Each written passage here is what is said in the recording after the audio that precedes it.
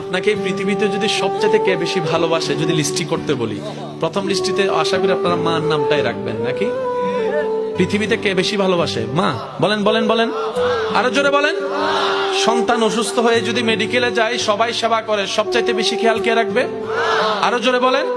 তো বাবা কি আপনাকে জন্ম দেয় নাই? দিয়েছে, তো বাবার নাম বললেন না কেন? আমাদের সমাজে অনেক মানুষ মনে করে কি বাবারা সন্তানকে ভালোবাসে না। আমি শ্রদ্ধার সাথে বলি, বাবারা সন্তানকে ভালোবাসে কিন্তু দেখাতে জানে না। মারা তো জড়াই টরাই ধরে গালে চুমা টুমা দিয়ে অফুত অবা আয়। বাবারার মনও চায় সন্তানকে একটু জড়াই ধরতে। সন্তানও যে লজ্জায় বাবাকে জড়াই ধরতে পারে না, বাবাও সে লজ্জায় সন্তানকে বুকে নিয়ে জড়াই ধরতে পারে না। মা সন্তানকে পেটে রাখে 9 মাস 10 মাস, আর একজন বাবা সন্তানকে জীবনে ব্রেইনে লালন করে 25-30 বছর। মা মায়ের দায়িত্বে সেরা, বাবা বাবার দায়িত্ব সেরা।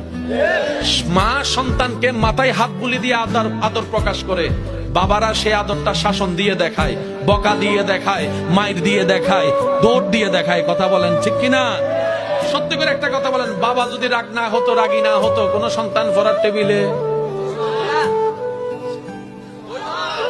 সুবহানাল্লাহ জোরে বলেন। বাবারা যদি শাসনকারী না হতো, একটারও ভরা হইতো না এখানে। মা যতক্ষণ করে বাবা নাই, টুডুং বুডুং কুডুং চলে আর চলে। যখন মা বলতেছে তোর বাবা আইতাছে, সাথে সাথে দৌড়াইয়া সন্তান কোথায় আসে? বলেন না ভাইয়া, কোথায় আসে? মন থেকে ফরুক আর না ফরুক, মায়ের ভয় হইল। কথা বলেন ঠিক কিনা?